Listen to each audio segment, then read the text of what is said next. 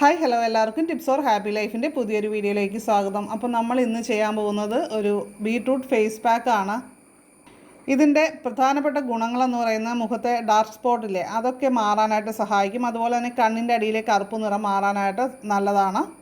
അതുപോലെ മുഖക്കുരുവൊക്കെ വരുന്നത് തടയാനായിട്ടും ഉപയോഗിക്കാവുന്ന ഒരു ഫേസ് പാക്കാണ്. മുഖത്തെ ചുളിവുകളൊക്കെ അകറ്റാൻ നല്ലതാണ്. അപ്പോൾ അങ്ങനെ കുറേ ബെനിഫിറ്റ്സ് ഉള്ളതാണ് ഈ ഒരു സിമ്പിളായിട്ട് നമുക്ക് ചെയ്യാൻ പറ്റുന്ന ഈ ഒരു ഫേസ് പാക്ക്.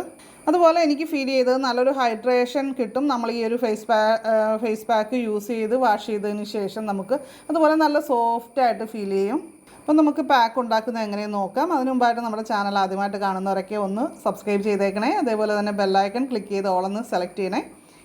നമ്മുടെ പാക്ക് ഉണ്ടാക്കാനായിട്ട് അപ്പോൾ നമുക്ക് ബീട്രൂട്ടിൻ്റെ പൊടി അല്ലെങ്കിൽ ബീട്രൂട്ടിൻ്റെ ജ്യൂസ് എടുക്കാം. ഫ്രഷ് ബീട്രൂട്ട് ഒന്ന് മിക്സിയിൽ അടിച്ചെടുത്ത് കഴിഞ്ഞാൽ നമുക്ക് ജ്യൂസ് കിട്ടും. അല്ലെങ്കിൽ ഒന്ന് ഞെക്കി പിഴിഞ്ഞ് കഴിഞ്ഞാലും ജ്യൂസ് കിട്ടും. അതൊരല്പം എടുത്താൽ മതി. പിന്നെ വേണ്ടത് കടലമാവ് 1/2 ടീസ്പൂൺ, അല്ലെങ്കിൽ നമുക്ക് കസ്തൂരി മഞ്ഞളിൻ്റെ പൊടി.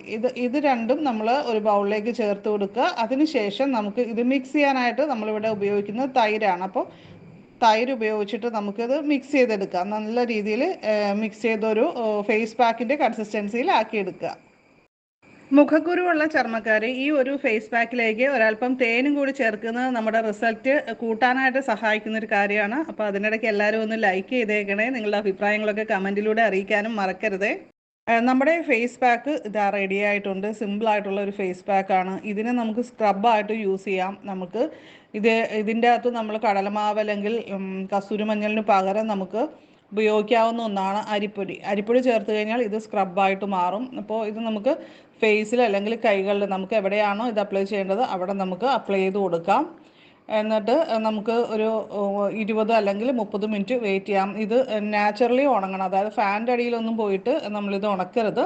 അതിൻ്റെ ഗുണം കറക്റ്റായിട്ട് കിട്ടാനായിട്ട് നമ്മൾ നോർമലി തന്നെ ഇത് ഉണങ്ങുന്ന ആ ഒരു ടൈമിൽ നമുക്ക് ജസ്റ്റ് ഒന്ന് സ്ക്രബ് ചെയ്ത് കൈ ഒന്ന് വാഷ് ചെയ്യാം. നല്ല ഒരു കൂളിംഗ് എഫക്റ്റും അതേപോലെ തന്നെ നല്ലൊരു ചേഞ്ചും നമുക്ക് ഫീൽ ചെയ്യുന്നതാണ് ഒറ്റ യൂസിൽ തന്നെ. ശുദ്ധമായ വെളിച്ചെണ്ണയിൽ തയ്യാറാക്കിയിട്ടുള്ള ദന്തംപാല ഓയിൽ അവൈലബിൾ ആണ്. ഇത് നമ്മുടെ ചർമ്മത്തിൻ്റെ വരൾച്ച അകറ്റാനായിട്ടും ചർമ്മരോഗങ്ങൾ തടയാനായിട്ടും ഉപയോഗിക്കുന്ന ഒരു ഓയിലാണ്. അപ്പോൾ ഓയിൽ ആവശ്യമുള്ളവർ നമ്മുടെ വീഡിയോയിൽ കാണിക്കുന്ന വാട്സപ്പ് നമ്പറിൽ കോൺടാക്റ്റ് ചെയ്താൽ മതി. വാട്സപ്പിൽ മെസ്സേജ് അയച്ചാൽ മതി. ഇത് നമ്മുടെ താരൻ അകറ്റാനും നല്ല റിസൾട്ടുള്ള ഒരു ഓയിലാണ് കേട്ടോ. ഇതിൻ്റെ ഉപയോഗ രീതി എന്ന് പറയുന്നത് നമ്മൾ കുളിക്കുന്നതിന് അരമണിക്കൂർ മുമ്പ് സ്കിന്നിൽ അപ്ലൈ ചെയ്യുക എന്നുള്ളതാണ്. അതിനുശേഷം അരമണിക്കൂർ വെയിറ്റ് ചെയ്യുക. പിന്നീട് നമുക്ക് സാധാരണ വെള്ളം ഉപയോഗിച്ചിട്ട് കുളിക്കാവുന്നതാണ്. എനിക്ക് വളരെ ഇഷ്ടപ്പെട്ടൊരു ഫേസ് പാക്കാണ് ബീട്രൂട്ട് ഉപയോഗിച്ചുള്ള ഫേസ് പാക്ക്. അപ്പോൾ നിങ്ങളും ഇത് ഉണ്ടാക്കി നോക്കുക. എന്നിട്ട് നിങ്ങളുടെ അഭിപ്രായങ്ങളൊക്കെ ഉറപ്പായിട്ടും അറിയിക്കുക. അപ്പോൾ തീർച്ചയായിട്ടും നമുക്ക് മറ്റൊരു നല്ലൊരു വീഡിയോ ആയിട്ട് വീണ്ടും കാണാം. നന്ദി, നമസ്കാരം.